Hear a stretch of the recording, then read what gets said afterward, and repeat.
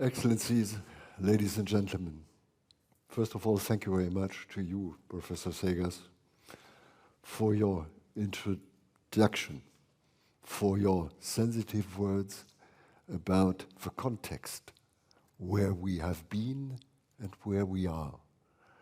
It's an invitation to leave totally what I've prepared for this morning. But well, I should stick to what I've been asked for. Ladies and gentlemen, the political and economical agenda of autumn 22 has four main components. First of all, the ongoing Russian war against the Ukraine and its consequences.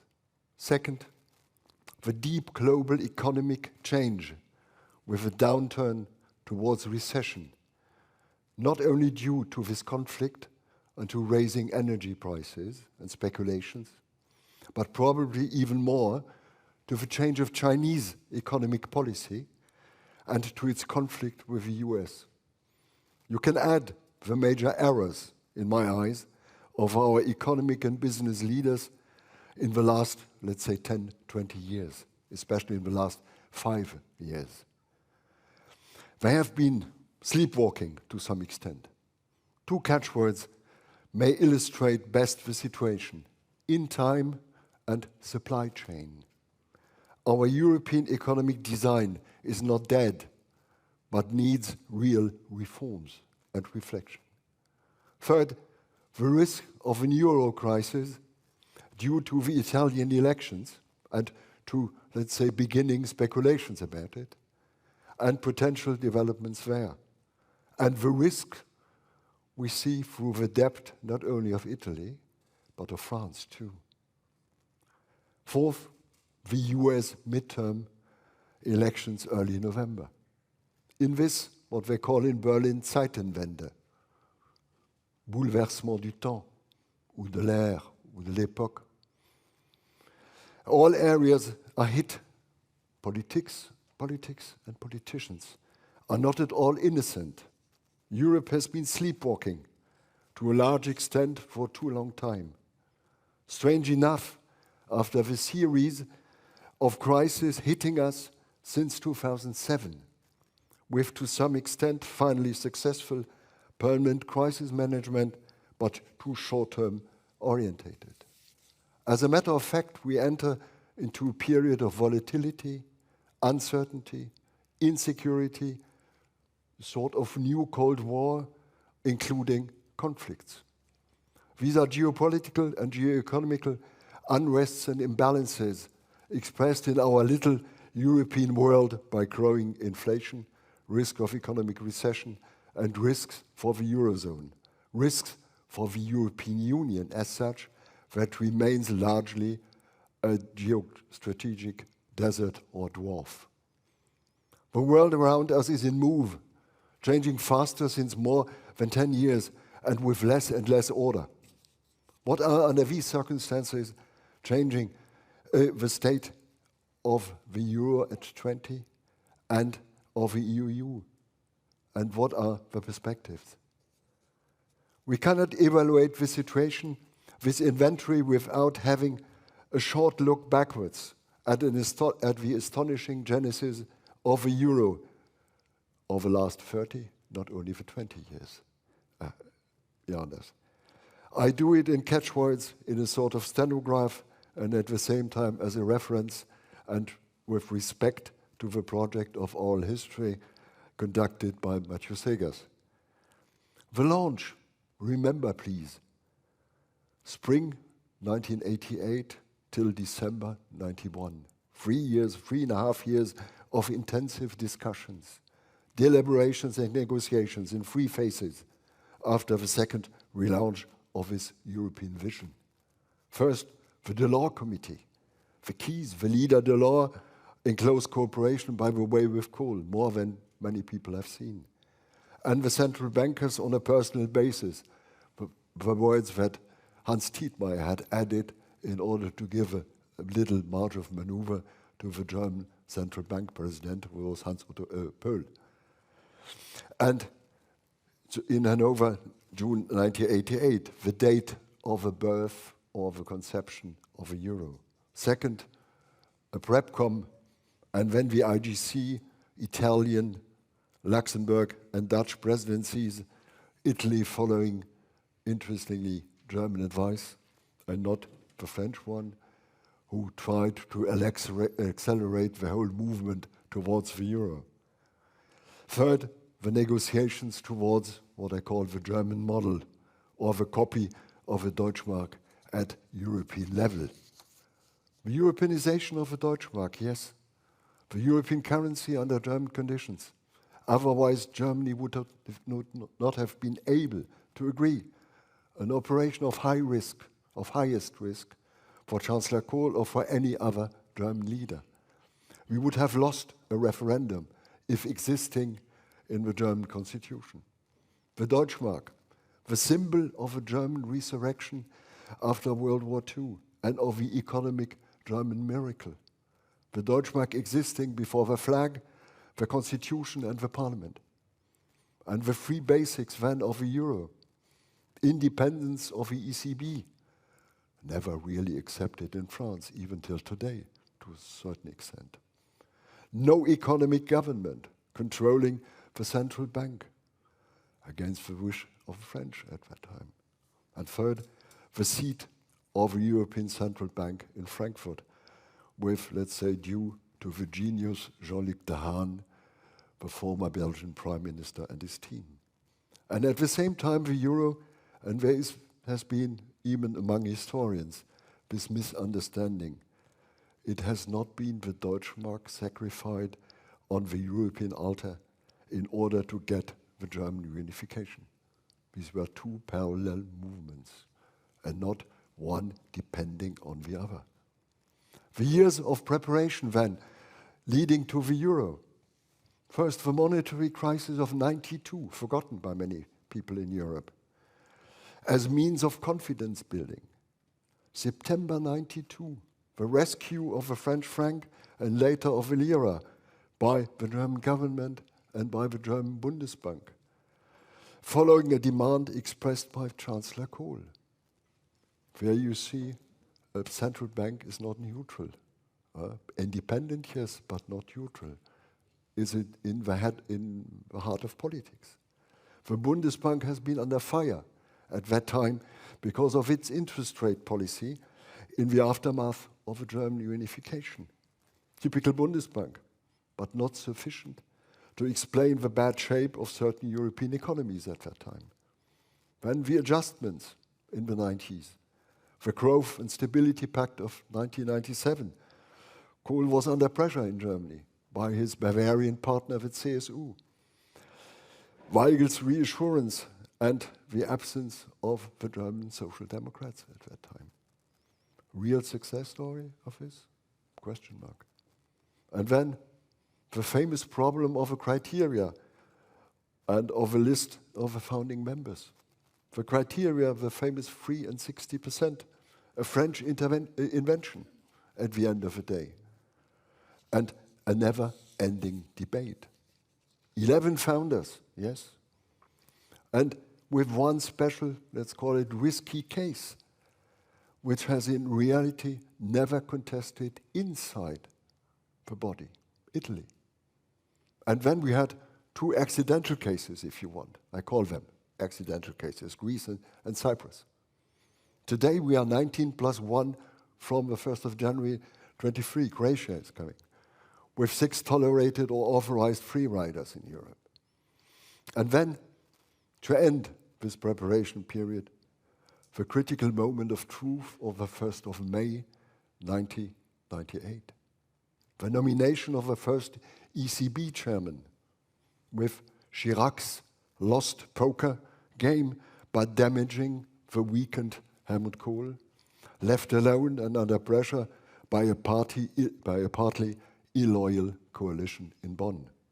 Only Juncker was with him at that time.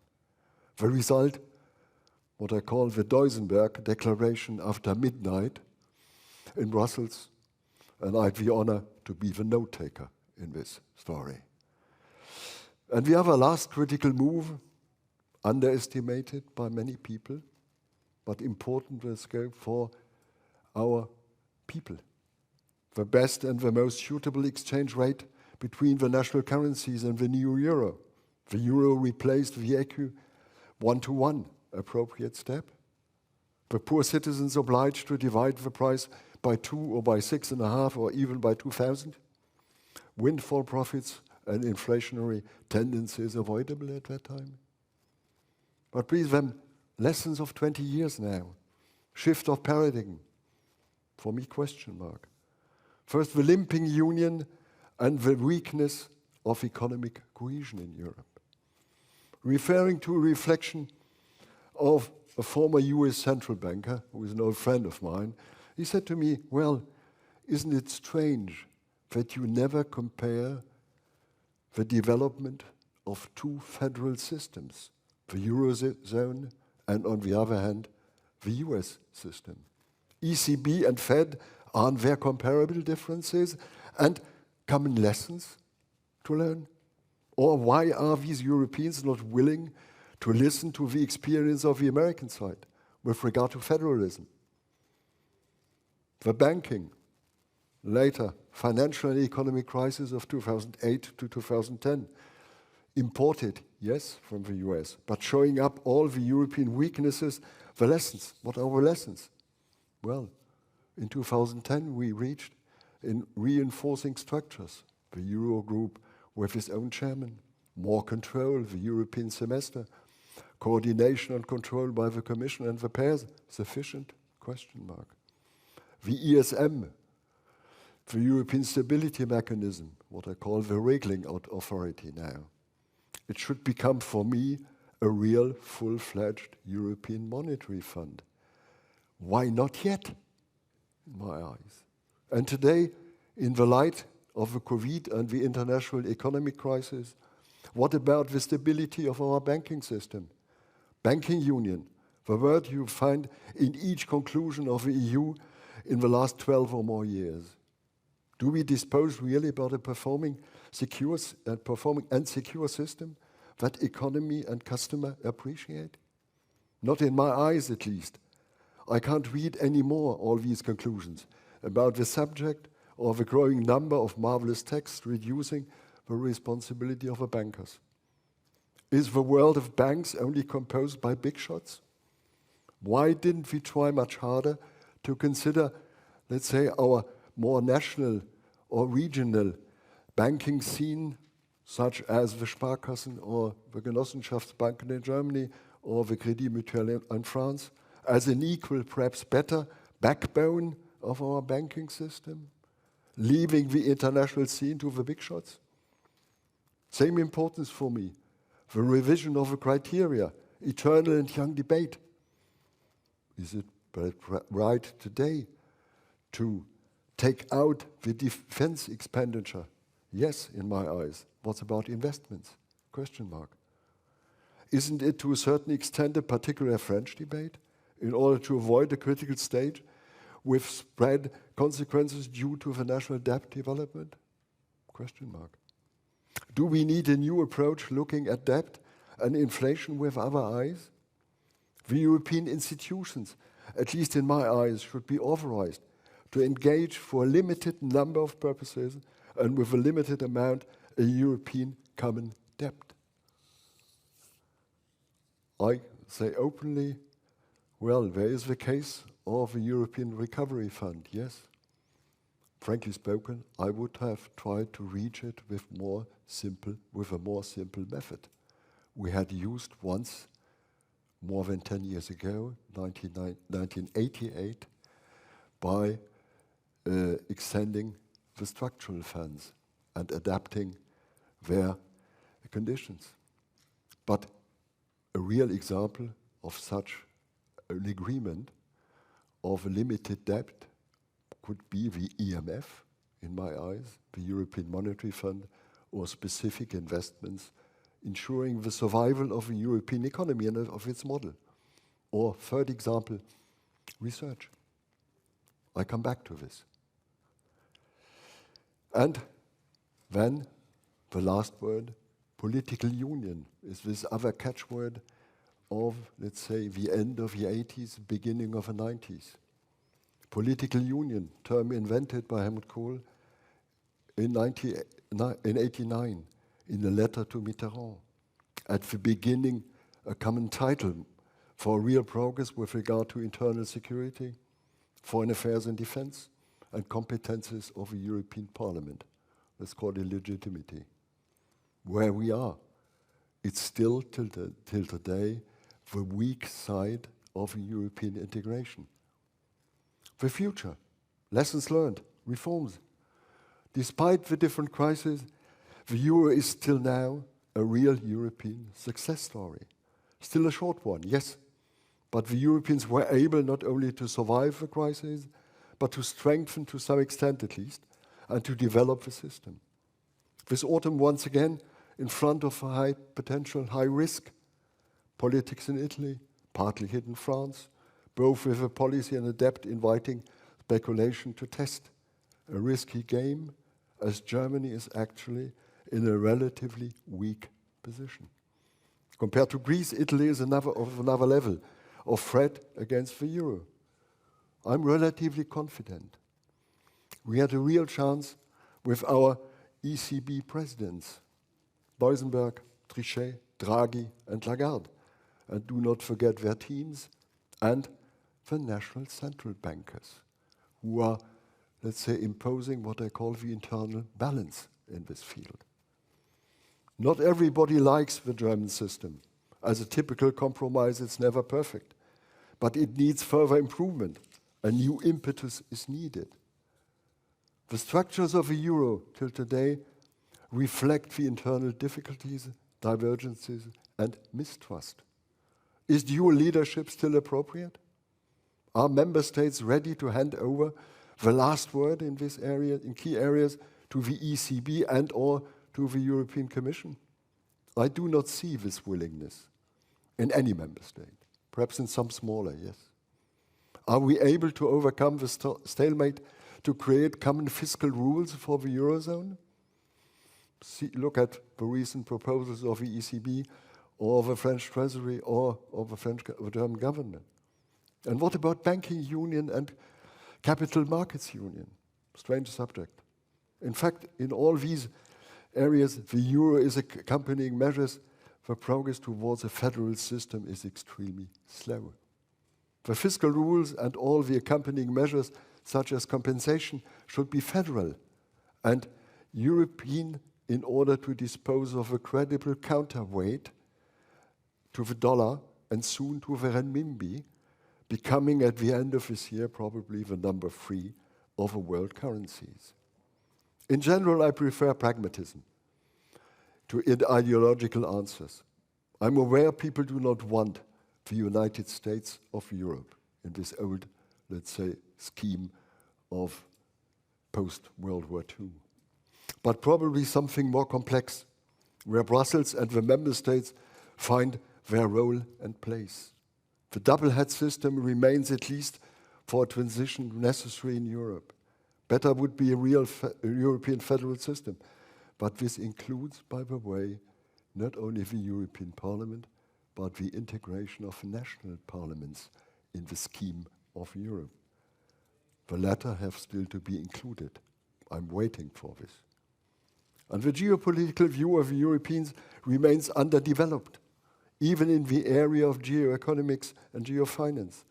The free world would be better off with 2 pillars, the dollar and the euro. The US should understand and build such a system with the Europeans. But what are, under these conditions, what is the role of member states and institutions, in particular France and Germany? Both are fighting with their difficulties. Their reflex is more national than European. I'm a bit more optimist with regard to Germany, even if the Germans have actually tremendous difficulties to find their way in Europe. Zeitenwende, in my eyes, is not yet sustainable. First signals, yes, but I'm waiting for others. I'm worried more about France, for too long time muddling through, not able to launch reforms in all key areas of the state. Both need more than ever support by friends, not by the European Commission, which is too interest-driven in the past. In the past, the Benelux countries have often taken over this role. Where are they? And why not launch a political and economical audit of the Eurozone by a small group of wise men? Much more important, in my eyes, would be, in parallel to the policy of the ECB, a convincing and solemn appeal in favor of the necessary reform steps in order to assure the self-assertion, the survival of our continental political and economical system in the longer run. The question I put to friends since weeks is, who would be the best to launch this urgent exercise? The most important elements, partly to be tailor-made for different countries, are, and I've noted 9, not 10, typically German, but 9. You may add perhaps others. 1, to complete, as said before, urgently the instruments of the ECB. This needs a relaunch and a clearly federal approach in all these areas, in particular the European Monetary Fund as the strongest symbol in Europe.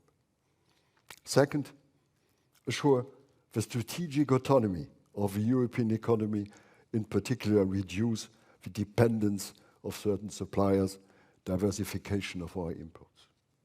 3, review our policy of competition to be completed especially by external elements.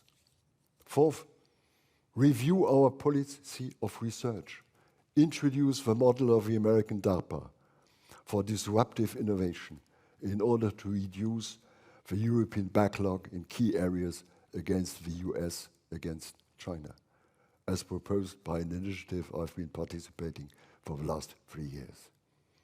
5th, an energy policy, if not really common, but at least compatible and coherent despite of all our divergences, and with the creation of a real European grid, able to exchange electricity among our countries within the same second. We could reduce our consumptions by 10 to 15% by this. Underestimated, no one tries to attack this area. It's not the most costly exercise, could be done in rapidly time. 6, come back to commercial agreements with third countries and partners, including Latin America and the US. Much of our remaining protectionism in Europe is too blind. 7th, review entirely our policy towards Africa. I think this is for me one of the most urgent areas where Europe is not able, let's say, to develop a real partnership with Africa.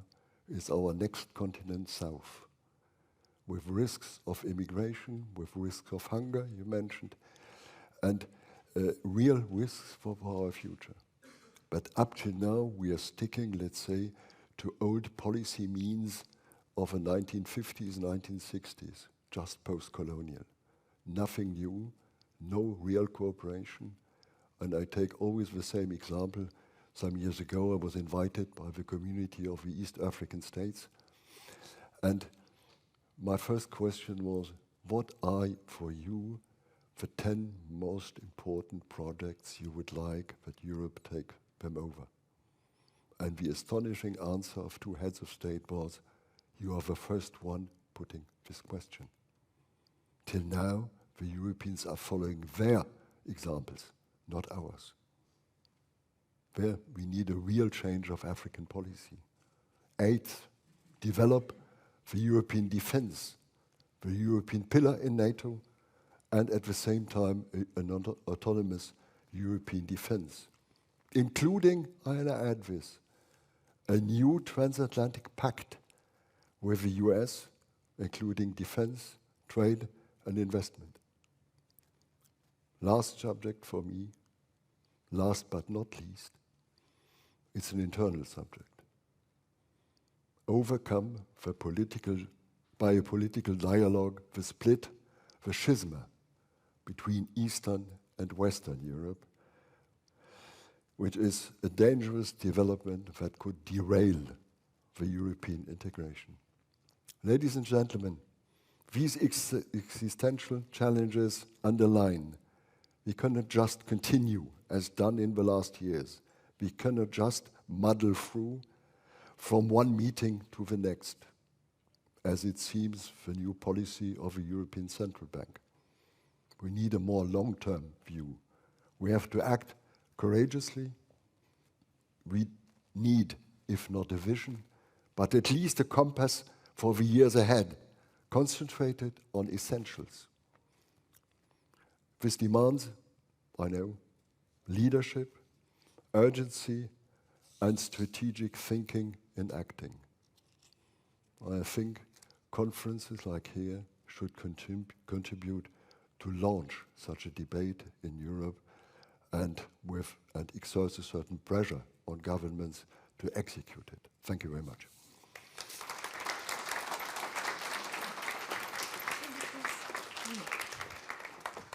I want to give the audience the opportunity to ask you a couple of questions, Dr. Joachim Bitterlich. Thank you so much for your speech.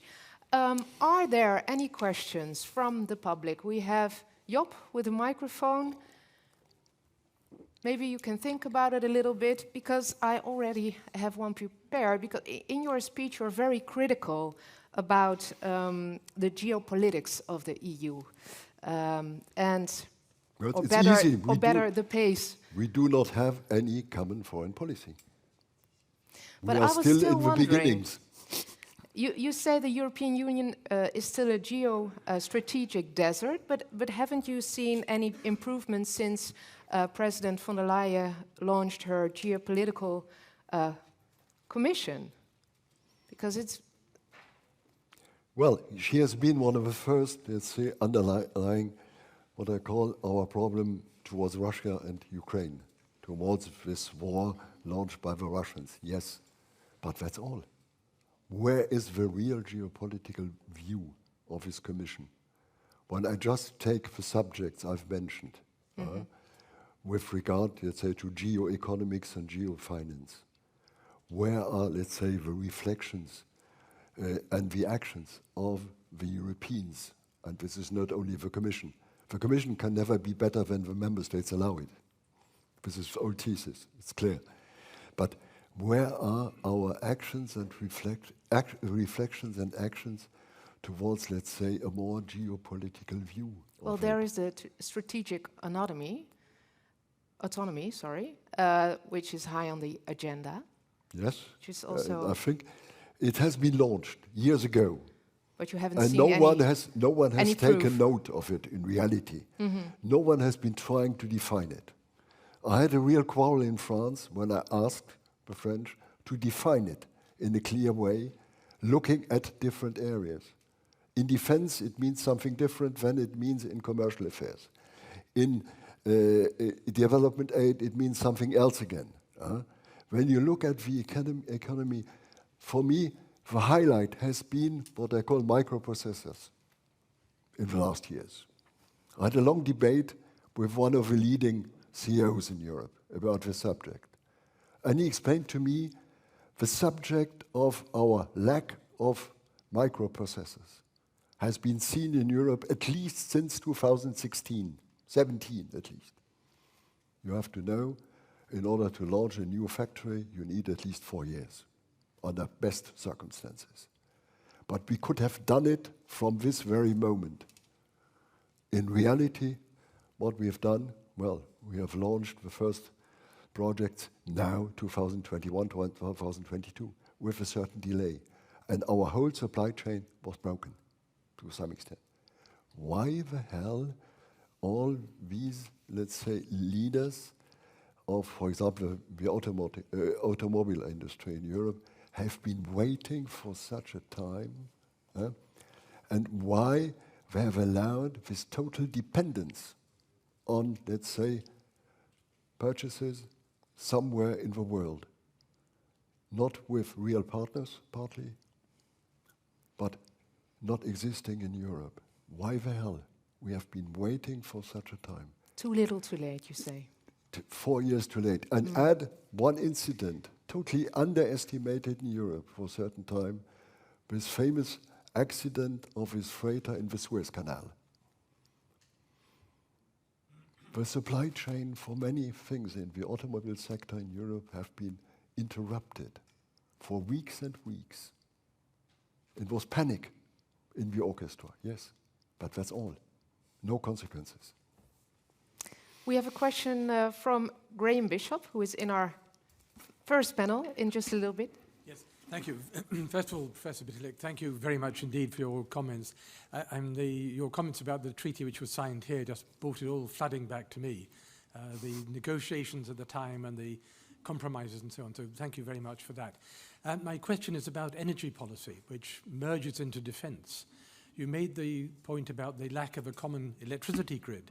You could say the same about gas and say the same about oil. It's been talked about for years. It is so blindingly obvious, and particularly with Russia, Mr. Putin, President Putin, obviously being an unpleasant person, which we've known since he invaded Crimea. Why did we not take the lesson from that and stop Nord Stream 2 and make quite sure that there was an electricity grid and a natural gas ports all the way around the coasts and connected up so we could rely on the rest of the world for gas without being reliant on Russia? First, Germany sleepwalking. It's true. But for the Germans, the Russians have been, let's say, the reliant supplier of gas, of cheap gas. American gas would have been more expensive. And fracking. The Germans are against fracking gas. Ecological, okay, I don't want to discuss. But as the Germans, were blind in their dependence on Russia. And please don't forget the whole discussion about nuclear. I said last week in Paris, Macron should have been asked Scholz to remain open the last 3 nuclear power plants in Germany for the next 10 years in order to save France. France is in an extremely difficult situation for this winter. There's a certain panic ongoing in Paris. As is Germany. As well, Germany, the panic has been reduced. It's a strange discussion. I don't speak about politics because I can't understand them. But it's true. And don't forget, this whole development was more ideologically linked than looking, let's say, at facts. Much more. For example, the Germans stopped in 1999, and Mrs. Merkel has made a certain contribution to it. We have forgotten it, okay. The Greens stopped the nuclear power from 2020 on. But they have forgotten totally your neighbor, North Rhine-Westphalia. Because in North Rhine-Westphalia, in that period, we had a so-called red-green coalition. And they had asked Berlin, their counterparts in the Green Party, Treaty, not to touch upon coal. And I've been asked by Green negotiators during the coalition negotiations in Berlin what to do. And my answer was, keep open the last 3 nuclear power plants for the next 10 years, and this would allow you to leave earlier coal, much earlier, 5 years at least, and this would avoid to build 6 new gas power stations in Germany. The answer was silence on the phone, 1 minute. And at the end, well, probably you're right to the facts, but we can't ask this to our electorate. Full stop. If this is politics today, please let's wake up. We have another question. Yes. Hello, good morning. Thank you very much for a very interesting speech.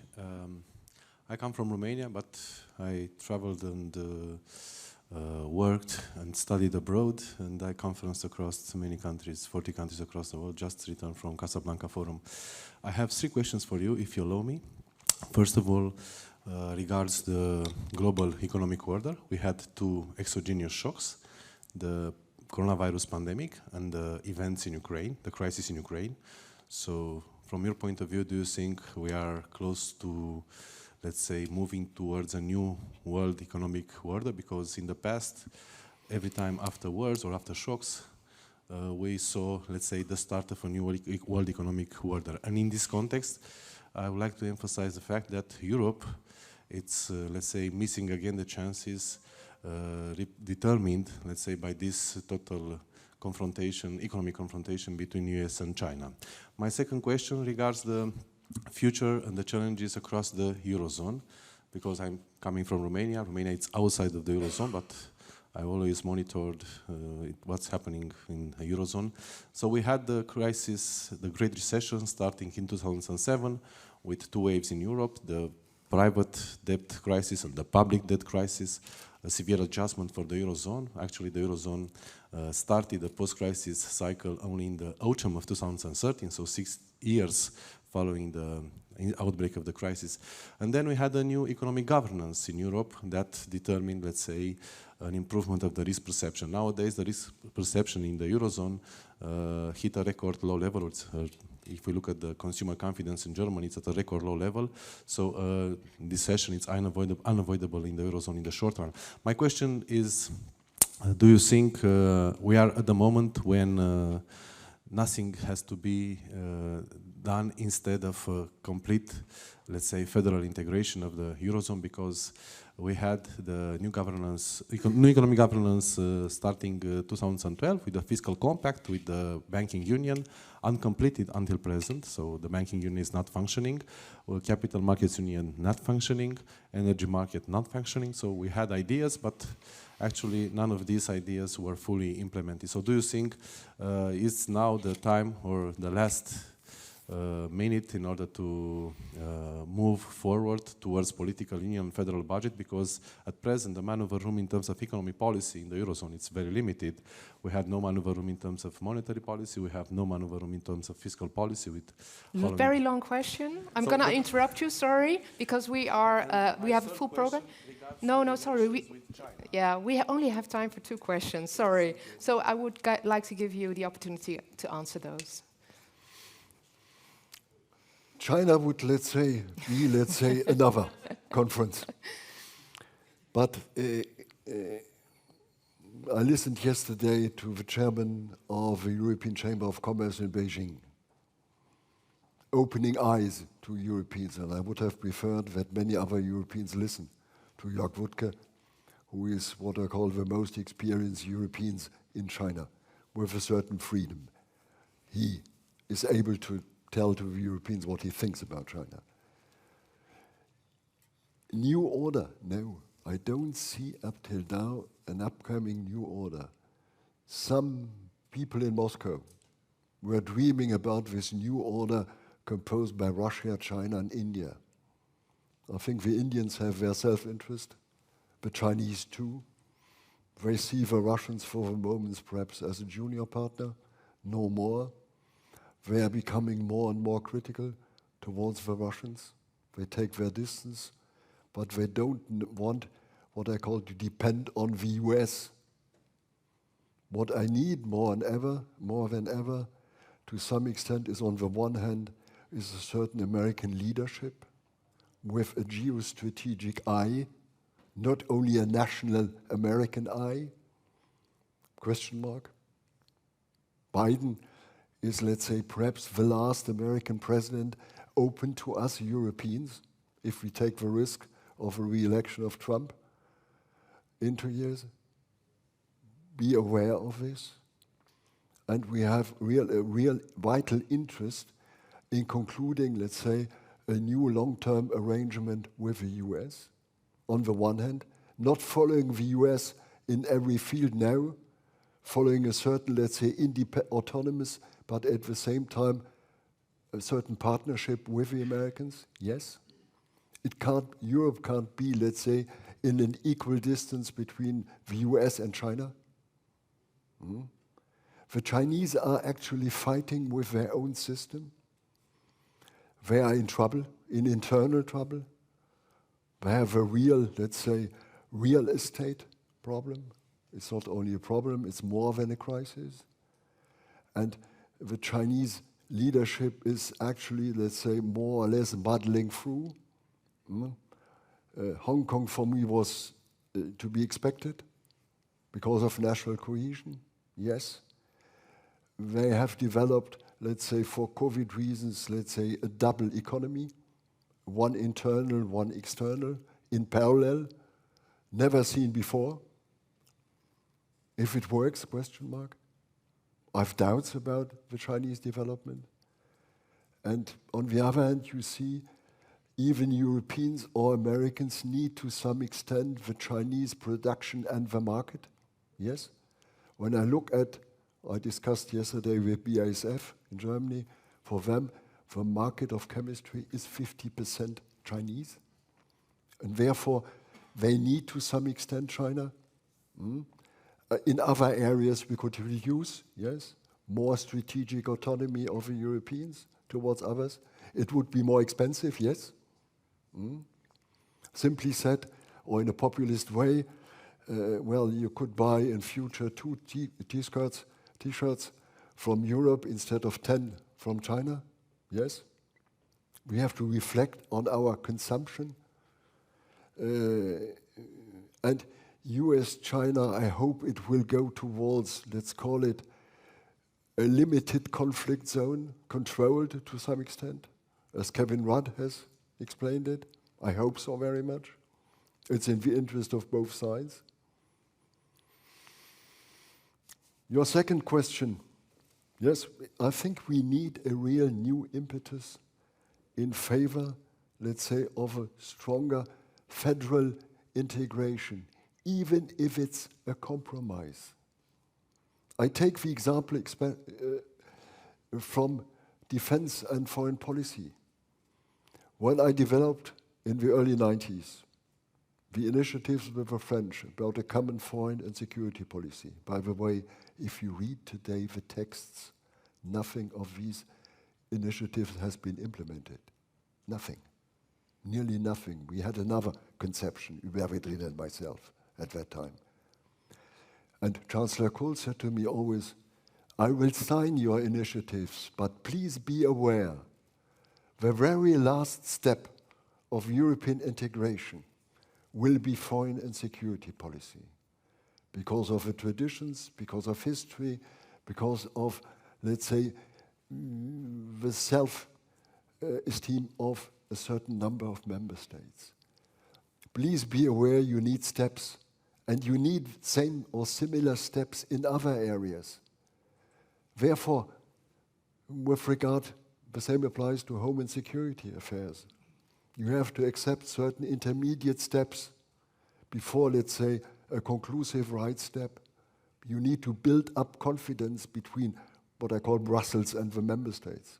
You have to develop what I call the right balance between the two, even for the future.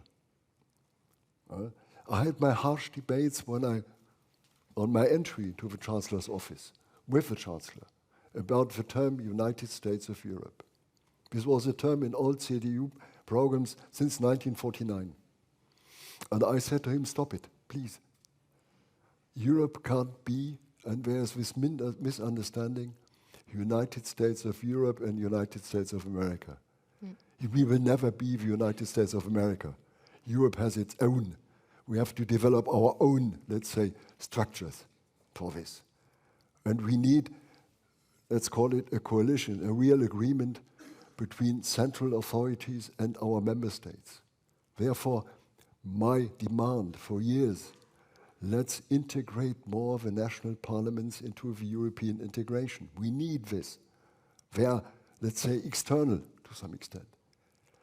And we need, therefore, let's say, intermediate steps going towards, perhaps in 10 or 20 years, having built up the necessary confidence, we can say, okay, Now it's up to the Commission to take over, or to the central bank, or to a new authority at the European level. We have to take care of this. We can't abolish the member states like this. That's all we have time for now. I'm so sorry, but you can continue your conversation during lunch. I invite you to do so. And I want to thank you so much, Dr. Joachim Bitterlich, for sharing your thoughts today with us here. Thank you.